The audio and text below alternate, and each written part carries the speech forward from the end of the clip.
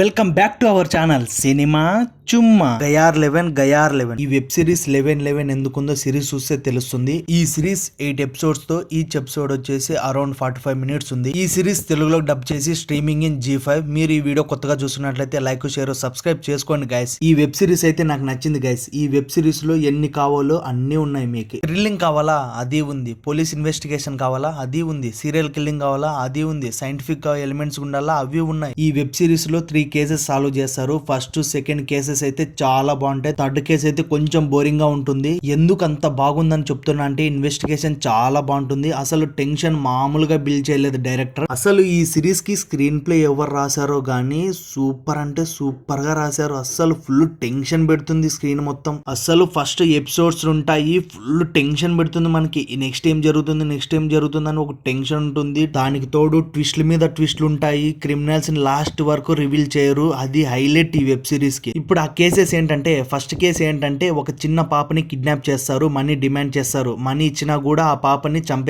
చంపేసి నదిలో పడేస్తారు. కిడ్నాప్ 2001 లో జరుగుతుంది. మళ్ళీ కేసుని 15 ఏళ్ళ తర్వాత మళ్ళీ ఓపెన్ చేసి, అది కూడా వాళ్ళకి తక్కువ టైం ఉంటుంది ఆ కేసు కంప్లీట్ చేయడానికి. 15 ఇయర్స్ నుంచి కేసు సాల్వ్ అవ్వదు. అప్పటి నుంచి ఆ పాప వాళ్ళ అమ్మ కేసు మీద పోరాటం చేస్తుంటుంది. 2016 లో ఇన్వెస్టిగేషన్ స్టార్ట్ చేస్తారు. కేసు సాల్వ్ అయిందా లేదా అని ఉంటుంది. ఫస్ట్ 30 మినిట్స్ లో సూపర్ గా ఉంటుంది. ఆ 2001 లో నుంచి 2016 కి ట్రాన్స్ఫర్మేషన్ రావడం సూపర్ గా ఉంది. ఈ సిరీస్ లో ఒక్కొక్క డెసిషన్ స్టెప్ బై స్టెప్ తీసుకుంటుంటే చాలా బాగుంటుంది. హీరోకి ఇన్ఫర్మేషన్ ఎలా అయినా రావాలని అది ఒక చాలా ఇల్లాజికల్ గా ఉండొచ్చు, but not important. But execution ఉంటుంది, చాలా బాగుంటుంది. నాకు నచ్చనిది ఏంటంటే హీరోని చాలా ఇంటెలిజెంట్ గా చూపిస్తారు. కేసుకు ముందే దాని గురించి చెప్పడం, వాళ్ళు ఎలా ఎక్కడికి వెళ్ళినా వాళ్ళ గురించి చెప్పడం, ఇలా ఎలా చేశారో చెప్పడం. సెకండ్ కేసు ఏంటంటే సీరియల్ కిల్లింగ్. 25 ఇయర్స్ తర్వాత, అది కూడా 90s జరిగిన సీరియల్ మర్డర్స్ గురించి ఇప్పుడు 2016 లో ఆ కేసుని ఇన్వెస్టిగేషన్ చేశారు. నైట్ టైమ్స్ లేడీస్ ని చంపుతుంటారు. ఒక ప్యాటర్న్ గా జరుగుతుంటుంది. ఆ ప్యాటర్న్ బట్టి సీరియల్ కిల్లింగ్ మర్డర్స్ అని చెప్పి పోలీస్ ఇన్వెస్టిగేషన్ స్టార్ట్ చేస్తారు. ఇన్వెస్టిగేషన్ లో ఏమైంది ముందే చెప్పినా కూడా ఆ సీన్స్ లో టెన్షన్ అసలు ఏ మాత్రం పోదు, అలానే ఉంటుంది. ఒక్కొక్కటి ట్విస్ట్లు మామూలుగా లేవు, చాలా బాగుంటుంది. బట్ ఏమంటే కేసు అయిపోయిన తర్వాత కొంచెం బోరింగ్ గా ఉంటుంది సిరీస్. థర్డ్ కేసు ఒక రివెంజ్ కేసు.